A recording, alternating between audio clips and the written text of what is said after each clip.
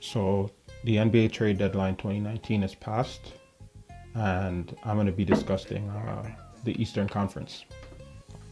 So I'll start with the right now the number one seed, the Milwaukee Bucks. The Milwaukee Bucks went out and they acquired Nikola Mirotic.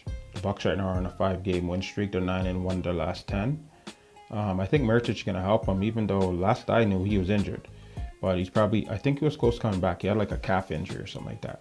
But he's close to coming back. I think he'll help them really spread the floor and be able to hit more threes. I know Brook Lopez was doing a real good job with that, and Chris Middleton, he's a really good shooter too. So I think they're really in a pretty good shape right now to probably go to the NBA Finals. I only really see maybe one team that could really knock them off, and I think that's Boston. That could beat the Bucks. But styles do make fights, right? So I think there's other teams out there that can beat the Celtics too. But anyway, the Bucks, to me, if they can avoid the Celtics, even though I don't think they'll be able to, they can get to the finals. They're looking good. The Bucks, they pretty much owned the Raptors, in my opinion, this season. I think the Raptors maybe beat them once and lost them 3 times. Greek Freak's just been unstoppable when playing them. He's really just turned into a bit, almost like the LeBron of the Eastern Conference. He's just taken over the whole thing. They've just been incredible. Home or away, they're just phenomenal. Only thing that I think that could really slow them down is that Giannis sometimes, I don't think he has the highest basketball IQ. I think that will come with more experience. But his ball IQ is it's good, but it's not high. The number 2 seed, the Raptors, they acquired Marc Gasol today. They gave up Jonas Valanciunas, DeLon Wright, CJ Miles, and a second round pick to get Marc Gasol. I'm from Toronto, and this trade, to be honest, I hope it works, quote unquote, because I'm very worried about this trade. Marc Gasol, things that he doesn't rebound. That's the one. Like, he barely rebounds. I think he's averaging maybe like 6 or 7 rebounds a game. I can't stand that from a big man. That if you just have low rebounding numbers. Like, I'm old school. I believe you should be rebounding the basketball. If you want to shoot a couple threes as a big man, you can shoot 2 or 3 a game. I don't want to see 5 or 6 a game. That's ridiculous. But that's what he does. I think it makes sense for where the NBA is at today. So he'll come in there, put up some threes. I think I heard some people writing articles that, him and Ibaka are so efficient with the screens. It's like some stupidness. I don't even know why somebody would even put an article on that. That's dumb. But yeah, it's true. But it is true. But that's, if they're gonna act like that's the biggest deal to what the Raptors are, to what their strategy is gonna be, that's dumb. But he's a good player. On the downside of his career, I would not say that he's the same player that he used to be. I think the Raptors gave up a bit too much. I won't lie, I'm a DeLon Wright fan. I like him. I think that he has certain intangibles with his length. He's 6'6" point guard, long. His brothers played in the NBA. I always like that. Like, he understands the professional part of the game. He understands how to be a pro. He always exuded that on and off the court. It sucks to lose a guy like that, because now the Raptors seem real slim at point guard. What made the Raptors strong was having a deep bench. It doesn't look as strong anymore, right? They gave up 3 guys off of the bench, right, for one maybe starter. Because what do they do now with Ibaka and him? Are they gonna, with Ibaka and Gasol, are they gonna do the same thing like what they were doing with Valanciunas? Is Gasol gonna be coming off of the bench, right? Did you trade 3 guys that were key clogs on your bench for another guy that you're just gonna, for one guy to come off of the bench? Like, I'm pretty sure they're gonna do it in a way like how Nick Nurse was doing it, that it's just gonna depend on the opponent that night, right? But I just don't like. I hope it works, but to be honest, I really don't like the move. I get it. It seems as though the Raptors are going all in this season because we don't really know what Kawhi is gonna do. So we got to go for it right now, and I do commend that. Like, you know, they're attempting to go all in, if they want to call that going all in. I thought they could have maybe have done something else, but Gasol is a serviceable player. He has a high basketball IQ. I'm just hoping that he brings. I'm just hoping that the team is better off with him, but we'll see. I don't know if Raptors are going to beat the Bucks with this move. Maybe, right? We're gonna have to count on Brook Lopez shots not going in anymore, and hope, you know, and just hoping that the shooting goes cold. Because if it doesn't, I don't see the Raptors standing a chance to beat the Milwaukee Bucks. The third seed, shockingly right now, as of today, is the Pacers. They've won 4 straight, and that's with Victor Oladipo being injured. They just finished whooping the Lakers' ass when was that, last night? By like 40 points. The Pacers, to me, I don't really think they have a chance to do anything in the playoffs. I don't want to be disrespectful to their fan base or to the organization, because they're run great. I would love if the Raptors were actually run like how the Pacers are. The Nate McMillan's done an outstanding job. He, like the other 2 teams previously mentioned, Nate McMillan is in the running for Coach of the Year. It's probably Budenholzer right now, though. But the Pacers, I just don't see them having they don't have that star power in the playoffs, man. And the playoffs are going to need more than just having a whole collective unit, right, of decent basketball players. And they do have that. And I know that they just signed Wesley Matthews, but he's not Victor Oladipo, not even close. So the Pacers, I expect them to still fight and be around. I don't think they're going to give up on their season, how strong they started. I think they're going to go out there and play hard for Coach and play hard for themselves, right? They're real professional, but I could see them getting maybe to the second round, and I think that's where they'll meet their maker. But the 4th seed right now is the Celtics. The Celtics just lost tonight against the Lakers, which was that was a really entertaining game. That was a great game today. Like, those teams were just, man, they were wet from 3. The Celtics, they stayed still.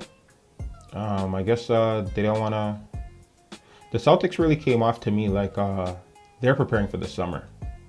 If they can go out and win this year, hell yeah, they'll take it. But regardless, I think they're going to try and acquire Anthony Davis, win or lose. Like, that's where their head's at. Like, they made no moves to make their team better.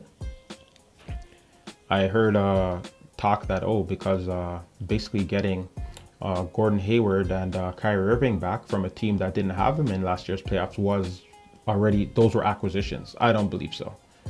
Those guys have always been on the team. They've always been there.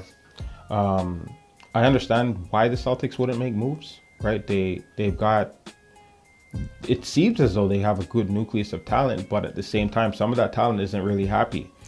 Terry Rozier's already let it be known. Jaylen Brown's let it be known. And so is Jason Tatum. The young guys want to play. They're hungry, right? And I think they deserve to play.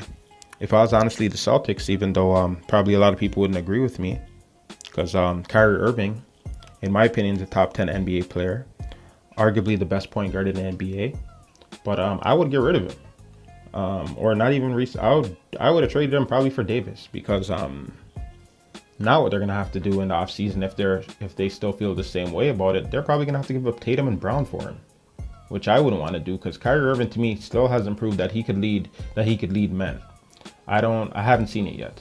He's having a great season. This year, though, he showed that he's grown into and becoming a real point guard. It's just not from a stats position, but actually watching him, he's actually running the point guard really well, and still being able to get his own baskets like we all know he can do. But them staying still, I see them probably they can get all the way to the finals, and if this team gets hot enough, they could win. They definitely have all the pieces to win, but there's just a vibe that I have that it doesn't seem like it's going to go that way.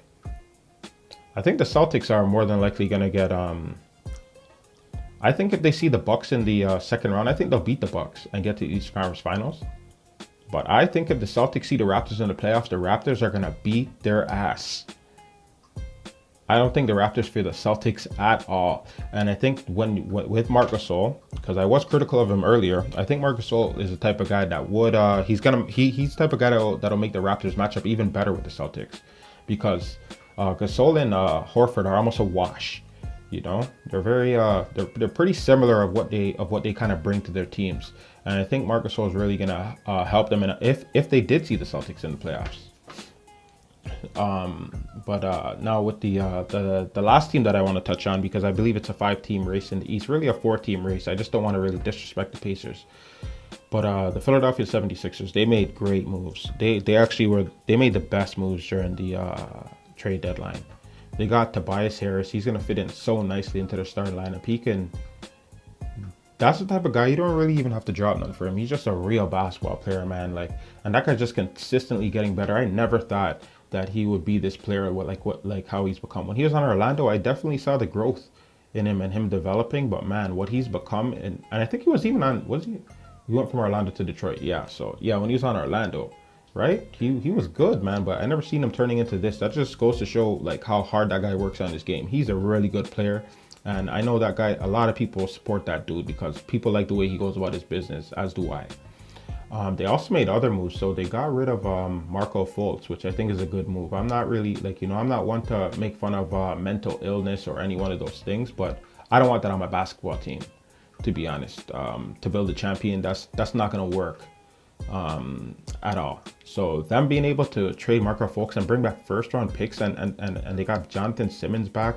And then I don't know if it was in the same trade, but they got in the trade where they got Mike Scott. And who else did they get in that move? They got someone else too. And it was just a really, like, they really fixed their bench. Like, great moves. Like, Philadelphia was very impressed. They got James Ennis from the Rockets. That was one. And I think they're really ready to make some noise out not only in the East but amongst the whole NBA landscape. I see them. This team could win it all if, and it's a big if. So meaning it's not gonna happen. The Achilles heel of the Philadelphia 76ers. Ben Simmons can't shoot, man. Like, just watching how he goes about his offense, it's ridiculous. Like, he wants the ball low in the post and he just goes to the same move every time, not even a decent fake even in the post. And he goes up with the same little weird looking hook where, yeah, you can jump higher than the point guard, but if there's any help behind that point guard that's coming in to give some help defense and just even puts their hands up, he just back rims it every time.